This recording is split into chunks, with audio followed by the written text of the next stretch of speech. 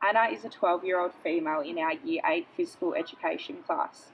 There are many contextual considerations we must carefully examine when attempting to assist Anna leading up to her athletics carnival. Anna's physical activity levels are currently considered low, and her motor skill test, the CAMSA, indicated that she is currently at the beginning level. Anna's low level of physical activity may directly correlate with the fact that she dislikes physical education. She lives in the suburb of Epping, which presents various accessible facilities such as recreation centres, parks and gyms. This leads to the assumption that her demographic and contextual background do not play any major role in her lack of enjoyment and participation in physical education. Something to consider would be Anna's low self-confidence and her low self-esteem, and how this may be contributing to her being hesitant to participate in our classes. She also comes from a Greek cultural background, where she may not have been exposed to the importance of physical education by her immediate family, which to a small degree may have influenced her attitude towards physical education. Anna's age is another consideration, as she is 12 years old and in Year 8, meaning she is still settling into her high school environment. There is a possibility that Anna may not be as skilled or developed as others in her class, which may be a reason as to why she is hesitant to join in, due to the fact that she doesn't want to stand out due to the lack of skill in front of her peers. For this reason, the CAMSA test seems to be a good option when testing her, as it is different from other fitness testings and may seem more appealing to her, as she won't feel like she is being tested. The Canadian Agility and Movement Skills Assessment, or the CAMSA test, is an agility test that is designed to measure movement skills. It is a form of agility test that incorporates many different fundamental motor skills, such as the overarm throw, catching, along with kicking, skipping, hopping, and sidestepping, while also allowing the progressions from one movement to the next to be assessed. The performance on the test is scored out of 28, with 28 being the highest score possible and 1 being the lowest score. The score is given from 2 different components within the test, each being scored out of 14. The first component is the standard to which each skill is performed, with the participant being given a score out of 1 if the skill is completed, or 0 if it is not completed correctly. This is for 14 different skills. The second component is the time needed to successfully complete the course, of which a quicker completion time results in more points being scored. The CAMSA test is an agility test that allows students to enjoy being tested while giving a teacher a gauge of the student's current fundamental movement skills. However, the CAMSA end result is not specific to the performance of the individual skill, meaning the performance as to if the skill was completed correctly or not, and the time component for the test is unknown. In regards to Anna, her result on the CAMSA test was below 21, which is considered to be beginning level. From these results, we can gather an overall Anna's fundamental movement skills need improving from the level that they currently are. By working on the overarm throwing class, this will improve Anna's involvement in her school athletics carnival, where she will participate in the shot put and javelin events. In the training program, basic motor skills as well as elements of throwing and catching will aim to be enhanced. This is due to Anna's poor result on the CAMSA test, which includes catching and throwing as part of the test, as well as the fact that she wishes to participate in javelin and shot put at her school athletics carnival. Not only will the program focus highly on the proper technique of throwing and catching, it will also help Anna improve her technique for her shot put and javelin events. The CAMSA test covers a range of basic motor skills which relate to the events Anna will be participating in during her athletics carnival. Keeping this in mind, the program also covers other aspects such as running, skipping and sidestepping, which can be implemented into Anna's javelin event. There will also be circuit training involved in the program with the means to increase her fitness levels overall, whilst including elements of throwing and catching. The circuit is specifically tailored to her interests in relation to the athletics carnival, as well as elements that she needs to improve in the CAMSA test. Another aim and purpose of including circuit training is to increase levels of hand-eye coordination, balance and agility skills.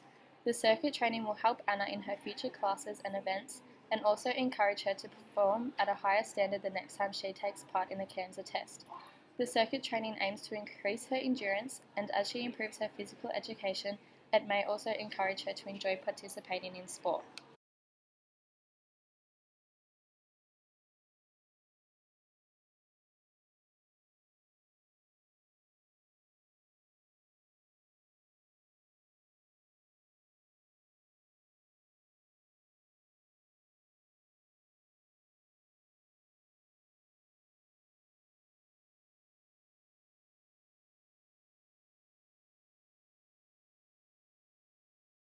At the beginning of our lesson, we will sit all our students down and run through our expectations of them for the lesson. We will speak about how when our whistle is blown, it means stop, and we will run through the 3 key points of throwing, such as the starfish or T position, muscle man, the point, and the throw itself. Our warm-up activity will be a game of Chuck the Chicken. In this game, students are split into 2 teams. One team's aim will be to retrieve a thrown chicken and gather in a line. From there, students will alternate passing the chicken over their head and under their legs until the chicken reaches the last student, who will then throw the chicken for the other team to retrieve. Whilst one team is doing this, the other team is running around their team one by one. This game will warm up students and most importantly their arms, as it is using substantial inferior and superior movements, as well as getting them running and generally raising their heart rates.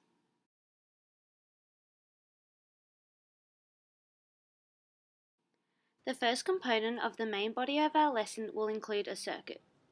The first activity in the circuit is a zigzag run to cone and catch then throw a ball. The locomotion movements in this activity correlate to the CAMSA test that our students are trying to improve in. The activity progressively develops as the ball size gets harder to catch and throw, ensuring that our students don't feel too overwhelmed.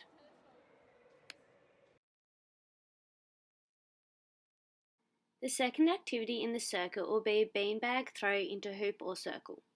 Once again, this activity relates to the CAMSA test as it is trying to improve throwing accuracy. To improve accuracy, students should be drawing on their knowledge of the key throwing positions. Not only does this relate to the CAMSA test, but it will also help our students practice in shot put and javelin throwing techniques. The third activity will consist of students throwing a tennis ball onto a wall and catching it. Once again, this draws on the throwing component of the CAMSA test and helps our students with general hand-eye coordination. This activity can be modified if needed to a larger ball to make it easier, or to make it harder, add another tennis ball. The final activity in the circuit is ball slams with a medicine ball. This will help to increase our students' strength and fitness, as this overall improvement is a necessity. The second activity in our main body will be an overhead throw using a shuttlecock, which we did not have available when filming this. Students will need to ensure to use the key points of throwing when completing this activity. This activity will also help to increase their arm power when throwing and in turn increase their ability in shot put and javelin events. The use of a partner in this activity will ensure that students do not feel singled out and as though they are being closely watched by the teacher. The third part of our main body will see students in partners again, but this time throwing a beanbag to one another. The use of the beanbag means that if students do not catch it, it does not roll away and the activity can quickly go on. Each time the beanbag is caught, students take a step back. This will help to improve throwing power and the use of technique will once again be vital. Whilst this game is non-competitive, students should aim to throw the bag as far as possible, and this will in turn improve their ability in javelin and shot put events. If the teacher sees that students are struggling to catch the beanbag, they can modify the game by getting students to throw and catch with a bigger ball. In opposition to this, and if the teacher can see that the beanbag is too easy to throw and catch, they can replace it with a tennis ball to make it harder for the students. The last activity in our main body is a game of ball tag. 2 people will start being it and attempt to throw the ball to one another and tag a classmate with the ball. Once a student is tagged, they are then a part of the tagging team, therefore no one goes out and is then felt left out. Here students will be combining many elements of the lesson to play the game, such as throwing with proper technique and accuracy, as well as using coordination and locomotion movements.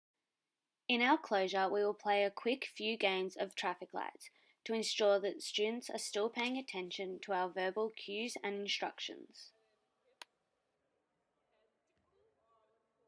The second activity in our closure will be stretching, where students complete a series of medial, lateral, inferior and superior stretches to ensure that they do not injure themselves outside of the classroom.